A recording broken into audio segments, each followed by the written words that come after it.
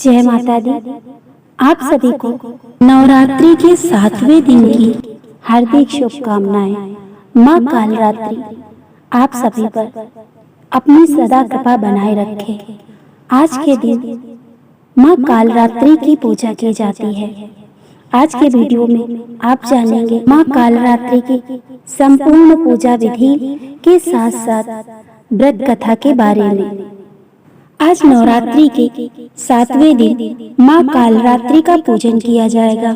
इस दिन साधक का मन सहस्रार चक्र में स्थिर होता है। ये दुष्टों का संहार करती हैं। इनका रूप देखने में अत्यंत भयंकर है, परंतु ये अपने भक्तों को हमेशा शुभ फल प्रदान करती हैं। इसीलिए इन्हें शुभंकरी भी कहा जाता है। इनका वर्ण काला है, वो 3 नेत्र हैं। माँ के केश खुले हुए हैं और गले में मुंड की माला धारण करती हैं। ये गदर्भ की सवारी करती हैं। इनके नाम का उच्चारण करने मात्र से बुरी शक्तियां भयभीत होकर भाग जाती हैं। चैत्र नवरात्रि के 7वें दिन दुर्गा माँ के कालरात्रि रूप की पूजा की जाती है। माँ दुर्गा जी सप्तम स्वरूप माँ कालरात्रि देवी का है। दुर्गा माँ की पूजा का 7वां दिन भी नवरात्रि के दिनों में बहुत महत्वपूर्ण होता है। सदैव शुभ फल देने के कारण इनको शुभंकरी भी कहा जाता है।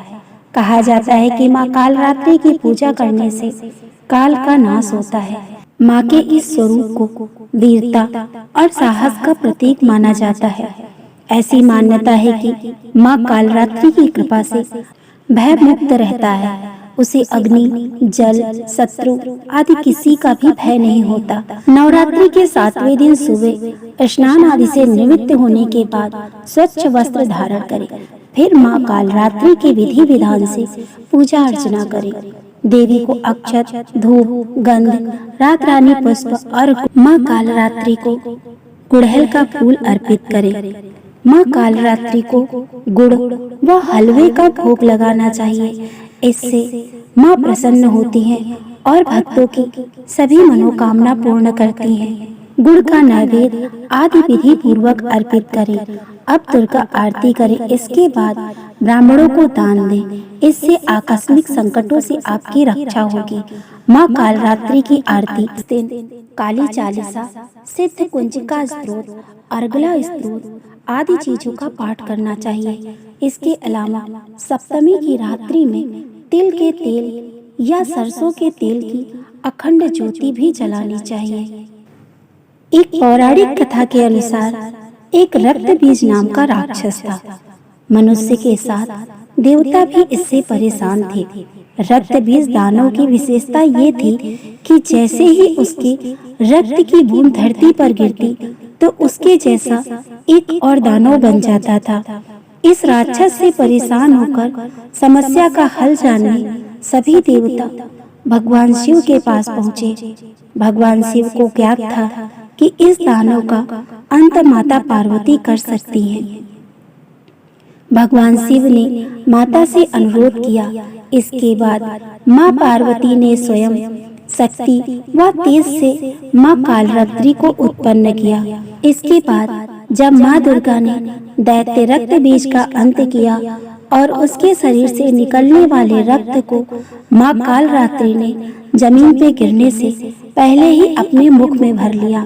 इस रूप में माँ पार्वती कालरात्रि कहलाई। कालरात्रि को काली का ही रूप माना जाता है। काली माँ इस कलयुग में प्रत्यक्ष फल देने वाली है। काली, भैरव तथा हनुमान जी ही ऐसे देवी देवता हैं जो शीघ्र ही जागृत होकर भक्त को मनोवांछित फल देते हैं।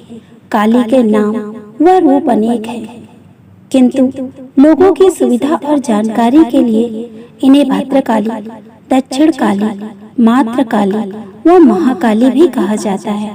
दुर्गा सप्तशती में महिषासुर के वध के समय माँ भद्रकाली की कथा वर्णन मिलता है कि युद्ध के समय महाभयानक दैत्य समूह देवी को रणभूमि में आते देख उनके ऊपर ऐसी बाणों की वर्षा करने लगा जैसे बादल मेरुगिरी के शिखर पर पानी की धार बरसा रहा हो।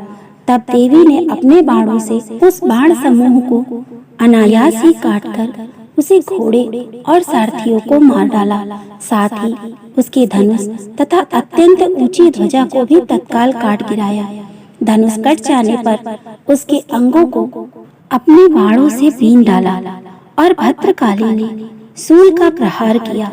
उससे राक्षस के सूल के सैकड़ों टुकड़े हो गए। वह महादैत्य प्राणों से हाथ धो बैठा। इस तरह से राक्षस रक्त बीज का अंत हुआ। माँ कालरात्रि के पूजा के दिन लाल चंदन की माला से इस मंत्र का जाप करना चाहिए।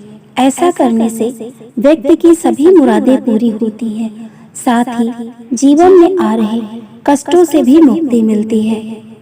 माँ कालरात्रि का आराधना मंत्र है ओम जयंती मंगला काली भद्रकाली कपालिनी दुर्गा क्षमा शिवा धात्री स्वाहा स्वधा नमस्तुते।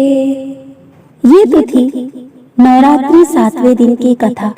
अगर आपको ये कथाएं पसंद आ रही हैं, ऐसे ही और वीडियो देखने के लिए मेरे चैनल को लाइक, शेयर और सब्सक्राइब करें। जय माता दी।